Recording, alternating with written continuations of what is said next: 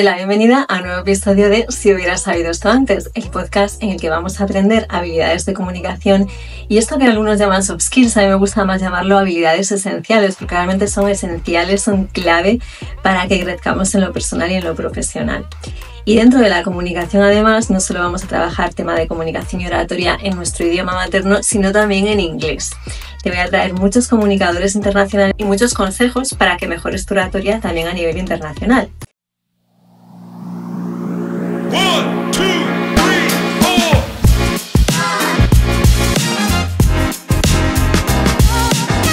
En el podcast de esta semana nos vamos, ya que han pasado un par de semanas, aún me estoy recuperando del final de la serie de The White Lotus, que soy una gran fan de esta serie, y viendo la última temporada no podía evitar pensar en alguno de los personajes para hacer un análisis de comunicación de alguno de ellos, y la verdad es que me ha costado mucho elegir porque esta ha sido una temporada con una gran riqueza en los personajes. Los guionistas de esta serie me parece que dibujan los personajes con una profundidad y que se han hecho los deberes, sobre todo a nivel de lo que es el retrato de personajes, en este caso, que navegan mucho, ¿no?, en el umbral del narcisismo. Y si bien el personaje de Chelsea me parece una maravilla porque esta actriz británica le da una autenticidad, lo interpreta de una manera que realmente te llega muchísimo, ¿no? Este personaje con ese punto tan New Age y cómo lo transmite, ¿no? Cómo consigue dentro de esa pareja que son Chelsea y Rick, que es un poco la columna vertebral narrativa de esta tercera temporada de The White Lotus.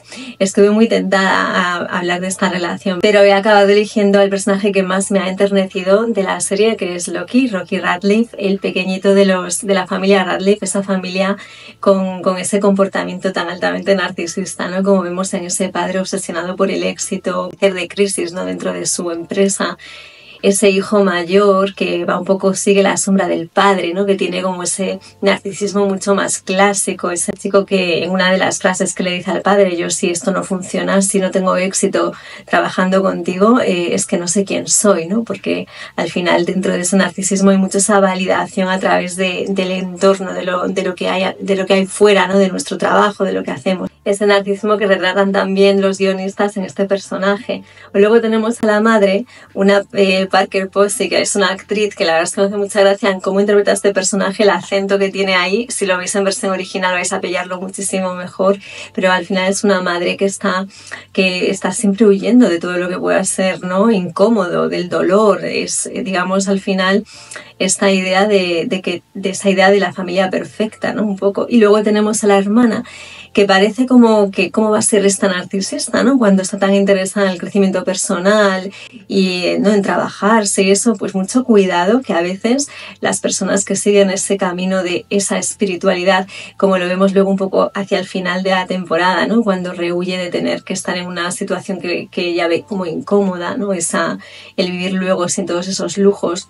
Entonces al final la hermana también engaña un poco, pero el que sí sin duda está en esa maraña, en esa dinámica disfuncional, en esa familia tan altamente narcisista, es Loki.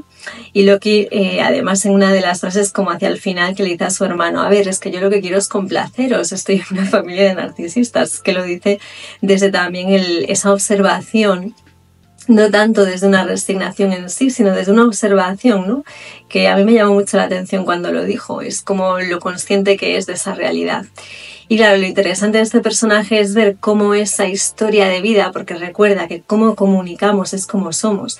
La historia de vida de este personaje, este adolescente que aún se está formando, ¿no?, su identidad, pero que ya dentro de cómo se comunica, de su incapacidad para poner límites. Tiene una frase como: voy contigo, pero necesito un rato para mí después. O hoy prefiero no ir, quiero hacer algo tranquilo. O por ejemplo, eso no es lo mío, puedo elegir hacer otra cosa. Cualquiera de estas frases no hubieran formado parte del vocabulario de este personaje en absoluto, porque claro, es un personaje altamente complaciente que se pierde en el otro, se pierde en la relación con sus hermanos.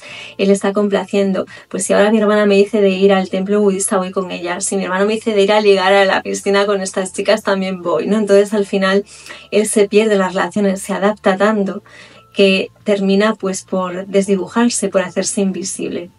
¿Y esto por qué lo hacemos, ¿no? ¿Por qué complacemos a este nivel? ¿Por qué Loki está haciendo esto? Pues lo está haciendo, al final es una estrategia para sobrevivir. digamos que aprendemos estas dinámicas de supervivencia en este tipo, en el caso de lo que lo vemos muy claro, pues al venir de una familia con estas dinámicas tan altamente narcisistas, él para sobrevivir, buscando esa forma de amor, que al final es un amor malentendido, ¿no? Pero él buscando esa aceptación y ese amor dentro del sistema familiar, acaba desdibujándose, acaba complaciendo de forma extrema. De hecho, hay una escena que está muy bien, que él tiene con un terapeuta corporal, ¿no? Que le dice, mira tu lenguaje corporal, ves cómo tu cuerpo intenta encogerse, te haces pequeño para no molestar. Y ese momento la verdad es que a mí me llegó muchísimo y me recordó mucho el trabajo que hacemos los coaches de comunicación, porque es una habilidad que nos lleva a recuperar nuestras voces, a darnos permiso a ocupar espacio, a expresar nuestras necesidades y hacerlo con confianza. Esto es muy así, ya sea en español, pero especialmente en inglés, cuando a muchos de nosotros como españoles, hispanohablantes, se nos ha dicho que no tenemos permiso realmente para hacerlo. Por eso hay una vergüenza colectiva tan grande y nos cuesta incluso abrir la boca. Y no tiene tanto con lo que es aprender el idioma en sí, tiene mucho más que ver con esta habilidad de comunicación, de darnos permiso y de dejar que nuestra voz sea escuchada, ya sea en español como en inglés. Para quienes hayáis vivido como Loki en una complacencia extrema o nos identificamos con ese Loki interno, ¿no? Yo sin duda me identifico con aspectos de este personaje y lo que ocurre muchas veces es cuando venimos de una complacencia extrema y empezamos a poner límites, como es una dinámica muy nueva para nosotros, vamos al otro extremo. Entonces lo que hacemos es aislarnos, estamos poniendo límite de una forma radical. No se trata de decir que no a un plan o de empezar, digamos, a aislarnos, ¿no? El límite no es un muro, es más como una cerradura dentro de una puerta que te permite cuidar ese espacio de tus necesidades y convivir con las de los demás y entender también las necesidades del otro. Por eso el límite lo que ayuda es a tener relaciones más saludables, no aislarnos en nuestras relaciones, que es muy diferente.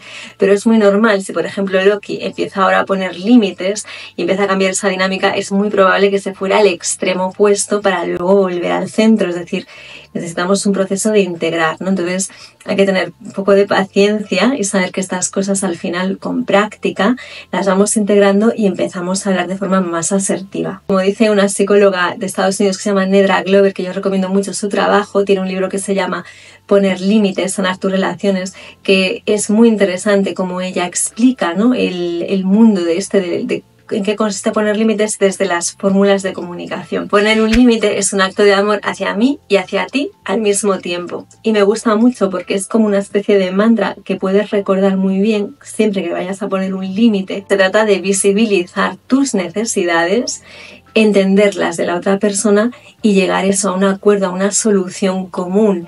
Habla más de colaboración que de aislamiento, como ves, esto de los límites, que a veces al no entenderlos bien nos podemos ir al otro extremo y nos acabamos aislando, acabamos creando muros en lugar de esta otra idea, que es eso, crear una puerta como una cerradura interna que abrimos y cerramos, dejando entrar a la otra persona y dejando esa relación abierta y más saludable, que respire, ¿no? Dentro de esa dinámica. Como también apunta Nedra Glover, a veces creemos que protegernos es lo mismo que desconectarnos, pero protegernos con límites no significa dejar de amar, significa amar con claridad. Y me gusta mucho esta frase porque al menos en mi historia personal yo sí que identifico veces donde al no saber cómo poner esos límites pensaba que para protegerme tenía que irme al extremo opuesto y me terminaba aislando, ¿no? Entonces es algo muy importante el entender que puedes hacer ambas cosas para encontrar una relación mucho más clara, mucho más honesta y mucho más saludable. Ejemplos desde fórmulas de comunicación de poner límites donde puedes ver cómo se está poniendo ese límite. Pero no estoy disponible para hablar de esto ahora, pero podemos retomarlo más adelante. En vez de evitar a alguien de una forma pasivo-agresiva, no me sienta bien cuando haces ese comentario, me duele cuando haces ese comentario. Al final irte mucho a tus necesidades, a cómo esa persona te está haciendo sentir y reformular y encontrar una solución común, como ves. Necesito algo de espacio para mí, pero le doy mucha importancia a esta relación, valoro mucho nuestra relación, ¿no? Es decir, no se trata ahora de, pues dejo de quedar con esta persona para conseguir ese espacio, sino de encontrar como ese punto intermedio donde la persona entienda que tú necesitas ese espacio, pero que valoras la relación. Hay 5 pasos que nos pueden ayudar a la hora de poner límites, que son los siguientes que te voy aquí a comentar. Por un lado está el hecho de tomar conciencia, cuál es el patrón que se está repitiendo y realmente empezar a escuchar nuestras emociones, porque claro, ya lo primero es que a veces no sabemos que tenemos que poner un límite porque no nos estamos escuchando. ¿Cuáles son tus necesidades? ¿Cuáles son tus valores? Imagínate que tú necesitas tener un tiempo de hacer deporte, de hacer ejercicio, porque eso te recarga y te ayuda a trabajar mejor. Si no te estás dedicando ese tiempo de deporte, lo notas mucho después. Entonces es un valor, es algo que tú necesitas para darte a ti. Y alguien te llama y te dice, oye, mira, necesito que me ayudes a hacer esto. Y tú te das cuenta que si pones ese límite, o sea, si dices que sí a ese plan de ayudar a esa persona, no vas a poder hacer el deporte, no vas a poder, hacer eso que para ti es prioritario. Entonces ahí realmente, si incumples con ese límite que tienes para ti, algo que tú necesitas darte, vas a sentir frustración, vas a sentir resentimiento con esa persona y decirle que sí a ese plan.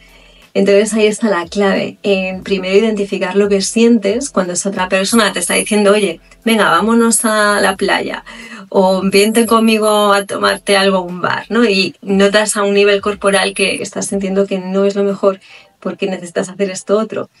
Entonces es escucharnos lo primero, tomar conciencia de lo que estamos sintiendo, identificar esa emoción que estamos sintiendo en nuestro cuerpo, primero para saber si tengo o no que poner ese límite, ¿no? Lo que puede ayudar mucho en este sentido es localizar la intención de si esto me está expandiendo o me está contrayendo en el cuerpo. Si notas que te expande, es algo que sí quieres hacer, si notas que te contrae, es algo que no te apetece tanto. Entonces realmente empezar a escucharnos y a validar esas emociones y a decir, oye, pues sí me apetece, no me apetece, y en función de eso es cuando realmente la fórmula de poner límites tiene todo el sentido. Entonces, primero el paso 1 y el 2, que son lo más importante, y el paso 3 es sentir ese disconfort, porque vas a sentir incomodidad, sobre todo si, como le ocurría a Loki, vienes de una tendencia a no haber puesto nunca límites, a una complacencia extrema. Es muy probable que te genere bastante incomodidad el hecho de empezar a ponerlos.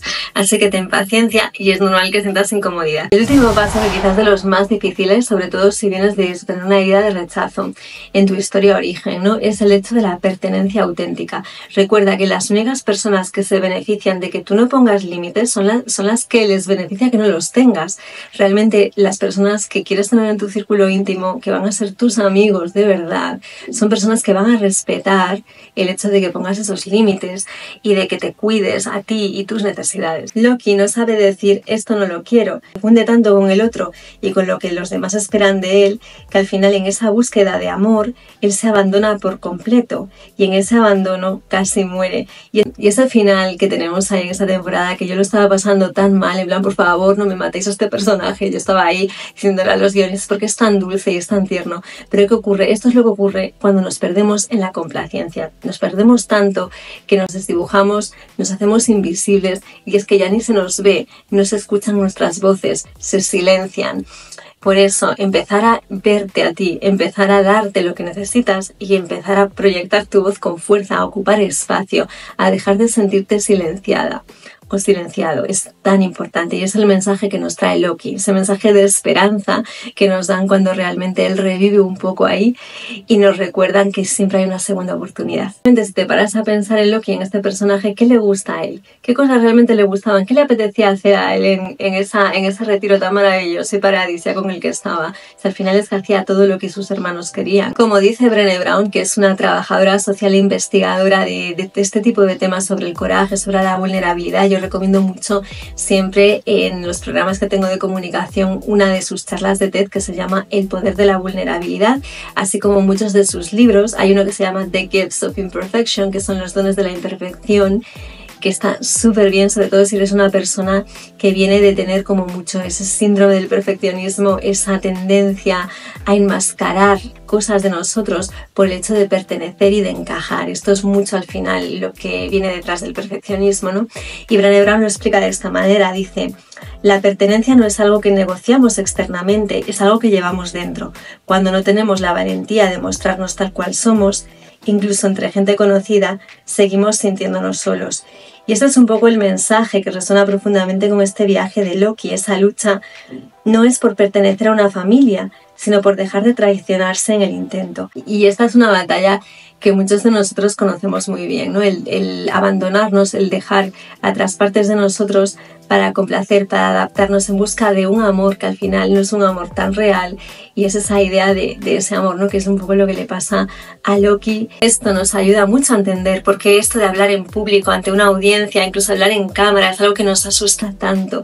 Por eso, hablar en público no es solo que nos paremos ante un escenario, ante una audiencia, es atrever a decir lo que realmente pensamos, incluso cuando nos puede temblar la voz, no nos apetece nada estar ahí y nos queremos ir corriendo. Por eso no se trata tanto de que, oye, no voy a sentir nervios nunca más, se trata de que los empieces a gestionar, que empieces a darte cuenta de que es algo normal, lo familiarices y encuentres en el escenario un espacio nuevo para pertenecerte a ti primero. Por eso, cómo te comunicas es quién eres, es tu historia, es el permiso para ser creativa, para expandirte, para crear tu historia y que encuentre su espacio, que encuentre a su audiencia, porque la tienes. No estás sola o solo, todos hemos sido un poco Loki, todos hemos tenido estas partes de nosotros que se han desdibujado para complacer. Hay muchísimas personas que, como tú, están aprendiendo a hablar por primera vez después de muchos años de silencio emocional, ¿no? Hay veces que hay que dejar esa parte, ese Loki un poco atrás y recuperar nuestras voces, recuperar esa voz que quiere comunicarse con el mundo, que quiere ser vista, porque mereces que se te vea tal y como eres. Y sé que esto no es nada fácil, así que te voy a dar 3 pequeñas acciones que puedes hacer esta semana para que empieces este viaje de poner límites, de hacerte más visible, de ocupar más espacio, aunque sea poquito a poco. Lo primero, escribe una carta a tu yo que se callaba. Lo siguiente, ¿qué le dirías si no tuvieras miedo? Y lo siguiente, ¿dónde has empezado a poner un límite, aunque sea pequeño? Con estas 3 cosas ya vas a empezar a mover tu comunicación en una dirección muy diferente. Son las 3 cosas que me hubiera gustado poderle haber dicho a Loki, porque la verdad es que lo pasé muy mal en ese último episodio de la temporada de The White Lotus. Sobre todo, yo ya sabía que a Chelsea y a Ricky se los iban a cargar, pero realmente estaba como, por favor, no, este personaje no. Y gracias, guionistas, porque lo hubiera pasado muy mal si me hubierais dejado sin ese personaje tan tierno que se merece sin duda una segunda oportunidad, como todos nosotros.